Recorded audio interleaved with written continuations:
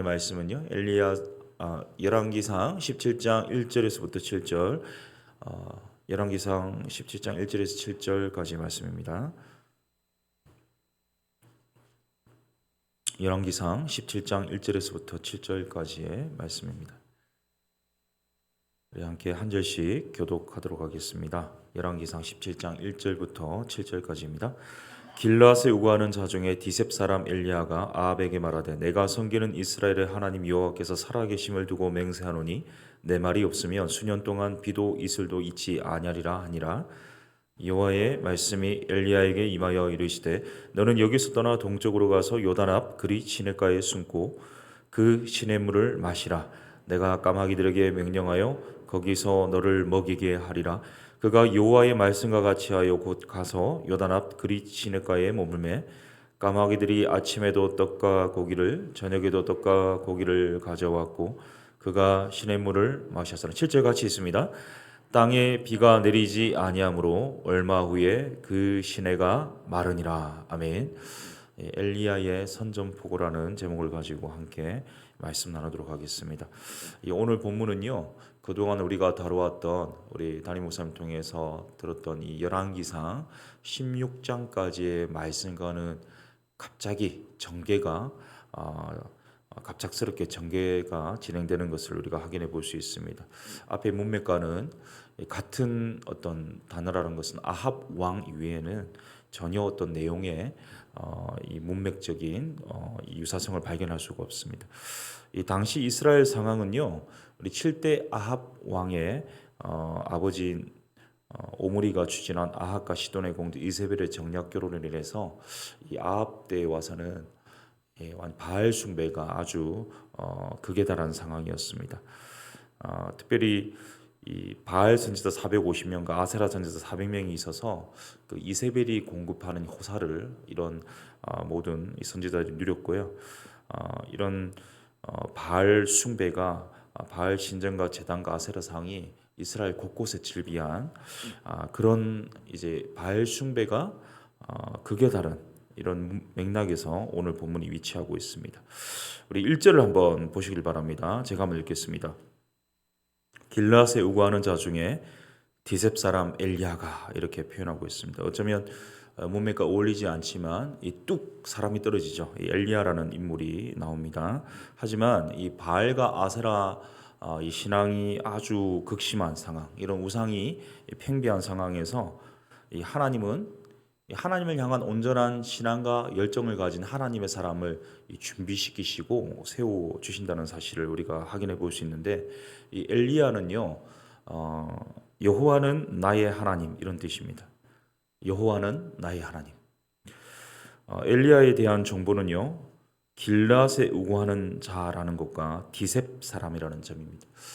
여기서 말하는 이 디셉이라는 것이 뭐 지명을 말하는 건지, 또는 뭐 직책을 말하는 건지, 신분을 말하는 건지, 또는 뭐 가문이나 종족이나 뭐 일족을 말하는 것인지는 알려진 바가 없지만, 우리가 70인역의 번역을 따라서 번역한 표준 세번역과 공동 번역 NIV와 NRSV를 보면 지명으로 보고 있습니다. 길르앗에 디셉에 사는 엘리야다. 이 길르앗에 우고하는 자라는 수식이 나오는데요. 이 우고하는 자가 이 원어로 보면요, 방랑자 혹은 이방인을 뜻합니다. 그러니까 원어적 사실에 근거해서 볼 때에 이 엘리야가 아마 길르앗으로 이주해온 이방인이 아닐까, 혹은 여호와 종교로 개종한 이방인이 아닐까, 이렇게 학자들은 보고 있기도 합니다. 1절을 한번 다시 보시길 바랍니다. 우리 1절을 같이 읽겠습니다. 시작. 길르앗에 우거하는 자 중에 디셉 사람 엘리야가 아합에게 말하되 내가 섬기는 이스라엘 하나님 여호와께서 살아계심을 두고 맹세하노니 내 말이 없으면 수년 동안 비도 이슬도 있지 아니하리라 하니라. 아멘. 아멘.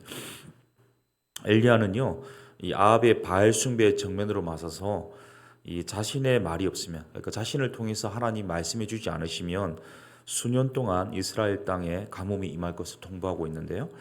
당시 이스라엘 지도층의 배교로 인해서, 우상 숭배로 인해서 6개월 동안 이스라엘 땅에 가뭄이 지속되고 있는 가운데 있었습니다. 그런데 이 가뭄, 비가 내리는 것뿐만 아니라 이른 비와 늦은 비가 내리지 않을 뿐만 아니라 이슬도 없을 것이다. 이슬이 비만큼 중요하지는 않지만 이스라엘의 농사에 있어서는 굉장히 중요한 것이었는데요. 이슬도 없을 것이다 이렇게 말하고 있습니다. 이 당시 고대 가나안에서 이 가뭄이라는 것은요 신들이 내리는 저주로 알려져 있는데 우리가 잘 아시다시피 이 바알은요 이 천둥의 신입니다. 폭풍의 신입니다.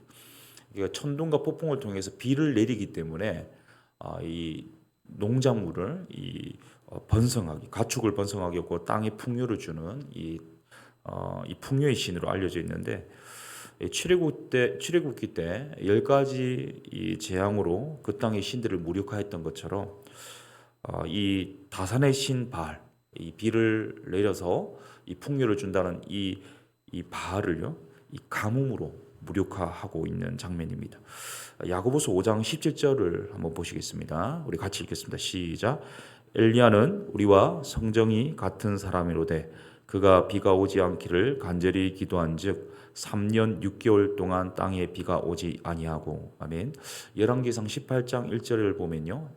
이후에 3년 동안 기근이 있었다 이렇게 표현하고 있는데 누가복음 4장 25절과 금방 읽었던 야고보서에는 3년 6개월의 가뭄을 이야기하고 있습니다. 그러니까 엘리야가 이 아합 왕 앞에서 가뭄을 선포하기 전 6개월 동안 이미 이 기근이 진행되고 있었는데 그러면 엘리야가 과연 무엇을 하고 있었는지를 보여주는 장면이 바로 야고보서 5장 17절이라고 할 수 있겠습니다. 다시 야고보서 5장 17절을 보시면요. 엘리야는 우리와 같은 사람인데요. 엘리야가 뭘 했냐면 기도를 했거든요. 기도하니까 어떤 일이 일어났냐면 이 가뭄이 일어났습니다. 그러니까 이 엘리야가 나타나지 않는 6개월의 이 가뭄 동안 엘리야가 하고 있었던 것이 무엇이냐? 바로 하나님께 바알 숭배하는 이스라엘에 대해서 하나님께서 무력화시켜 달라고 하나님께 기도하고 있었을 것입니다. 그런데 여기서 이 저주와 가뭄을 선포한 엘리야가요, 이 아합의 어떤 제재도 받지 않고 그 자리를 떠나는 장면이 나옵니다. 사실 이 세상의 위정자들이 가장 신경 쓰는 것은 이 백성들의 안위죠. 풍요로움입니다. 그래서 요즘 시대의 위정자들도 이 경제에 대해서 굉장히 신경을 쓰거든요. 국민들의 경제에 가장 신경을 쓰는데요. 당시 이스라엘의 풍년을 이 아합이 가장 많이 신경을 썼는데 이 가뭄을 선언했다. 이것은 이 적대하는 이 대적과 같은 행동이었거든요. 그런 이런 아합 정권의 적대적인 위협에 있어서도 이 아합이 어떤 조치를 취했다는 표현이 나오고 있지는 않지만 이후에 계속되는 이 문맥을 통해서 이 엘리야가 도망가기도 하고 이 18장에 보면 이 생명의 위협을 받게 되는 과정을 보면서 결국 지금 엘리야가 이 말씀에 대한 선포로 말미암아 가뭄 선포로 말미암아 위기에 처해 있다라는 것을 확인해 볼 수 있는데 그때 하나님이 말씀해 주시거든요. 2절과 3절입니다. 같이 2절 3절 읽겠습니다. 시작. 여호와의 말씀이 엘리야에게 임하여 이르시되 너는 여기서 떠나 동쪽으로 가서 요단 앞 그리 시냇가에 숨고. 아멘. 하나님이 오셔서 이 위기 상황 속에 엘리야에게 어디로 가라냐면 그리 시냇가로 가라고 이렇게 말씀합니다. 그리고 거기서 숨어라 이렇게 말씀하는데요. 이 그리 시냇가가 어디 위치했는지는 정확한 위치는 알 수 없지만 우리가 짐작할 수 있는 대목은 요단 동편에 있다는 것은 확실한 것 같습니다. 이 엘리야 출신이 길르앗이라고 했지 않습니까? 우고하는 지역이 길르앗이었기 때문에 요단 동편은 엘리야에게는 굉장히 익숙한 곳이었습니다. 이 엘리야가 하나님 말씀에 순종해서 아합 정권에 이런 적대적인 선포를 했죠. 하나님 말씀이 다시 주지 않으면 이 가뭄이 멈추지 않을 것이다. 이슬도 내리지 않을 것이다. 자, 이제 다음 스텝으로 하나님 명령하시니까 이 엘리야가 이 그리 시냇가로 향하는 장면을 볼 수 있습니다. 우리가 신앙생활을 하면서 우리가 항상 좀 생각하고 우리가 좀 기대하는 경향은 뭐냐면 빨리 뭔가 성급한 결말을 보기 원하는 거죠. 하나님께서 지금 모든 걸 다 주기를 원하고 축복도 포부 주기를 원하고 지금 뭔가 결말을 주기를 원하시고 지금 뭔가 답이 나왔으면 좋겠다 하고 하는 것이 우리의 일반적인 생각이고 경향인데요. 이 신앙생활이라는 것은요, 이 스텝 바이 스텝입니다. 한 걸음 한 걸음이죠. 이번 과정을 통과하면 하나님이 또 길을 열어 주셔서 그 다음 스텝을 밟고 또 그 다음 과정을 밟고. 그러니까 하나님께서 지금 아합을 향해서 선포했던 엘리야를 이제는 그리 시내가로 가라고 이렇게 명하십니다. 이 그리스 시내가에 이 숨어 지낸다는 것은요, 이 문명과 이 단절지어 산다는 것을 의미합니다. 그러니까 시기주가 마땅치 않은 곳이지 않습니까? 일종의 광야인데요. 이곳에서 정처 없이 또 기약 없이 보낸다는 것은 일종의 이 생명의 위협을 느끼는 좀 위험한 상황이었습니다. 그럼에도 불구하고 엘리야는요, 이 말씀에 순종했거든요. 이 아이러니하게도 이 풍요의 신, 비를 내리는 신, 이 바알을 숭배한 이스라엘은 오히려 풍요로운 삶이 아니라 이 존재 자체, 생명 자체의 위협을 느끼게 되었는데, 이 생명을 위협하는 위태로운 곳에 순종하며 간 엘리야는요, 오히려 하나님 베풀어 주신 일용할 양식을 얻게 되었습니다. 우리 4절을 보시면요, 그 시냇물을 마시라. 내가 까마귀들에게 명령하여 거기서 너를 먹이게 하리라. 하나님께서 친히 먹여주고 계시고요, 시냇물을 마시게 하십니다. 5절에 보면 그가 이 하나님 말씀을 따라서 행하여 순종해서 요단 동편 그리스 시내가에 머물렀고, 6절에 보면 6절을 같이 읽습니다. 시작. 까마귀들이 아침에도 떡과 고기를, 저녁에도 떡과 고기를 가져왔고 그가 시냇물을 마셨으나. 아멘.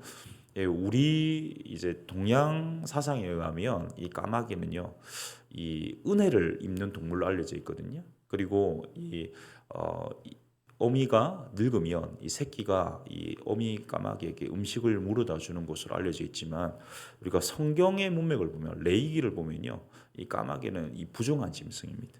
부정한 날짐승인데, 이런 부정한 날짐승인 까마귀를 통해서 하나님께서 엘리야에게 먹을 것을 주시겠다고 이렇게 말씀해 주십니다. 특별히 여기서 떡은요, 보통 일반적인 이 원어적인 의미에서는 그냥 우리가 말하는 떡뿐만 아니라 딸기나 과일이나 견과나 계란을 포함한 음식을 지칭했습니다. 그러니까 고기나 이런 다양한 음식들을 아침 저녁으로 하나님께서 까마귀를 통해서 엘리야에게 이 공급해 주고 있습니다. 여기서 우리가 깨닫게 되는 강조점이 있습니다. 두 가지인데요. 먼저는요, 우리 모두에게는 광야가 있다는 사실입니다. 자, 엘리야가 범죄했다는 내용이 나와 있지 않거든요. 하나님 말씀에 불순종했다는 내용도 나와 있지 않습니다. 오히려 말씀에 순종했습니다. 그런데 이 생명의 위협을 받았습니다. 생존 자체의 어려움을 겪게 되었습니다. 그리고 자신이 익숙한 주거지가 아니에요. 광야로 가게 됩니다. 낯선 곳에서 정처 없고 기약 없는 이 하나님만 바라보는 생활이 시작되었습니다. 우리 신앙 여정에 있어서요, 이 하나님이 허락하시는 이 광야는 통과 의례와 같습니다. 이 광야를 통과한 자들이 이 고난의 무게만큼, 이 고통의 시간만큼 이 하나님께서 중한 책무를 맡기는 것을 우리가 확인해 볼 수 있는데, 요셉을 생각해 보십시오. 모세도 그렇죠. 이 다윗도 있습니다. 바울도 그랬습니다. 이 숱한 믿음의 선배들은요, 그 삶의 여정에서 광야를 경험했습니다. 우리에게도 광야가 있습니다. 이미 광야를 지나신 분도 있고요, 아직 이 광야를 경험하지 못하신 분도 있고, 어쩌면 지금 이 광야에 계신 분들도 있을 것입니다. 하지만 그것이 우리의 죄책으로 인해 광야를 허락하시는 것이 아니라 우리를 준비시키기 위한 훈련의 자리라는 사실, 우리를 위험에서 보호하는 자리라는 사실을 기억해야 하겠습니다. 이 두 번째 강조점은요, 이겁니다. 이 하나님만 바라볼 때 하나님이 먹이시고 인도하신다는 사실입니다. 이 하나님이 광야를 허락하실 뿐만 아니라요, 그 광야에서 하나님만 바라보게 하시고, 하나님 바라보면요, 하나님 먹이시고 인도하시죠. 아까 말씀드린 것처럼 이 까마귀는 부정한 날짐승이었습니다. 그런데 이 까마귀가, 죽은 고기나 뜯는 이 까마귀가 이 산 사람을 위해서 음식을 나른다, 이것은요, 상식적으로 납득이 되지 않습니다. 이 하나님의 그냥 인도와 역사가 아니면 설명할 길이 없습니다. 그리스의 뜻은요, 그리스 시내가의 그리스의 뜻은 단절이라는 뜻입니다. 그러니까 외부 세계와 끊어져서 오직 하나님만 바라보고 하나님이 공급하시는 것만 먹고 하나님이 말씀하시는 것 듣고 이 하나님께만 집중하는 시간이 바로 이 광야의 시간입니다. 바깥 세상의 형편은 점점 어려워지고 있습니다. 그런데 하나님은요, 하나님의 사람인 엘리야를요, 기적적으로 먹여주시고 살려주십니다. 이 그리 시내가의 시간 동안 아마 엘리야가 한 것은요, 우리 시편 기자의 고백처럼 시편 121편입니다. 내가 산을 향하여 눈을 들리라. 나의 도움이 어디서 올까? 아침 저녁으로 이 까마귀 오기를 기다리면서 하나님 구하고 하나님 바라보고 하나님 말씀 듣고 하나님께 기도하는 그러한 일상이 아마 엘리야가 할 수 있는 유일한 것이지 않았겠습니까? 하나님께서는요, 광야 40년 동안 이스라엘을 먹이셨죠. 그들을 줄이지도 않게 하시고 또 옷이 헤이지도 않게 하시고 그 모든 40년간 숱한 이스라엘 백성들을 살려주셨지만 이 만나를요 한꺼번에 주시지 않으셨어요. 매일 일정한 양만큼 꼭 필요한 일용할 양식으로 허락해 주셨습니다. 엘리야에게도 마찬가지예요. 너무 많은 것 주시지도 않았고요. 모자라게 주시지도 않았습니다. 꼭 필요한 만큼 매일매일 스텝 바이 스텝 하나님의 인도와 방식은요 한 걸음 한 걸음이죠. 7절을 보십시오. 땅에 비가 내리지 아니함으로 얼마 후에 그 시내가 마르니라. 이 하나님의 말씀대로 약속대로 엘리야를 통해 선포된 이 경고대로 비가 내리지 않았고요. 이 시내가 말랐습니다. 그런데 시내가 말랐다는 것은요, 이제 이곳에서의 훈련 과정은 끝났다는 것을 의미합니다. 이제 새로운 인도와 새로운 스텝이 있을 것을 예견하고 있는데요. 사랑하는 성도님 여러분, 우리 모두에게는 광야가 있습니다. 이 말씀대로 살고자 할 때 만나게 되는 것이 광야입니다. 말씀대로 순종할 때 만나게 되는 여정입니다. 우리를 준비시키는 시간입니다. 근데 그 광야는요, 오히려 하나님 바라볼 수 있는 시간입니다. 하나님이 먹이시고 인도하시는 은혜를 경험하는 곳입니다. 하나님이 가라는 곳에 순종하며 가고 하나님이 주시는 것을 매일 먹고 언제까지일지 모르는 하나님의 시간을 인내하면서 하나님의 얼굴을 구하는 시간, 스텝 바이 스텝, 날마다 한 걸음 한 걸음 하나님 바라봄으로 하나님의 인도와 공급을 누리는 믿음의 사람들 되실 수 있기를 예수님의 이름으로 축복합니다. 우리 함께 말씀을 가지고 기도하기를 원합니다. 시편 40편 17절에 이런 말씀이 있습니다. 나는 가난하고 궁핍하오나 주께서는 나를 생각하시오니 주는 나의 도움이시오 나를 건지시는 이시라. 나의 하나님이여 지체하지 마소서. 우리 신앙 여정 가운데 하나님 허락하시는 광야에서 오직 하나님만 바라봄으로 하나님의 인도와 공급을 날마다 경험하는 한 걸음 한 걸음이도록 인도하여 주옵소서. 우리 말씀 기억하면서 우리 주여 한번 외치고요, 간절히 한번 기도하도록 하겠습니다. 주여! 살아계신 하나님 아버지, 하나님 말씀대로 순종하고 하나님 의지하고 하나님 바라보도록 하나님 광야를 허락하십니다. 하나님 허락하신 광야 속에서 오히려 하나님 더 깊이 체험하기를 원합니다. 하나님 더 깊이 만날 수 있기를 원합니다. 하나님 선하신 뜻을 발견할 수 있기를 원합니다. 하나님께서 원하시는 대로 빚어지기를 소원합니다. 하나님의 인도와 공급이 지속되는 이 광야를 통하여서 정말 하나님의 은혜를 체험하고 하나님의 방식을 경험하고 하나님의 사람으로 준비되어서 하나님 기뻐하시고 하나님 사용하시는 하나님의 선하신 뜻 가운데서 하나님 귀한 책무도 감당할 수 있는 은혜 누릴 수 있도록 역사하여 주옵소서. 지금 광야를 걷고 있는 성도님들 계십니까? 한 분 한 분 붙잡아 주셔서 그 어려운 시간 가운데 하나님이 함께하고 계시다는 사실, 하나님이 공급하시고 날마다 한 걸음 한 걸음 뛸 수 있도록 믿음으로 이끌어 주신다는 사실을 기억함으로 오직 주님께 집중하고 주님 얼굴 바라보고 주님의 의뢰함으로 주님과 동행하는 이 놀라운 교제 시간들 될 수 있도록 주님 역사하여 주시고 또 주님의 사람으로 또 세워 주시옵소서. 우리 한번 합심해서 교회를 위해서 기도하겠는데요, 교회 세워주신 우리 리더십을 위해서 기도하겠습니다. 우리 담임 목사님과 우리 모든 부교육자, 운영위원, 순장, 중지자 한 분 한 분 무엇보다 하나님만 바라보는 그러한 리더들이 되게 하여 주시옵소서.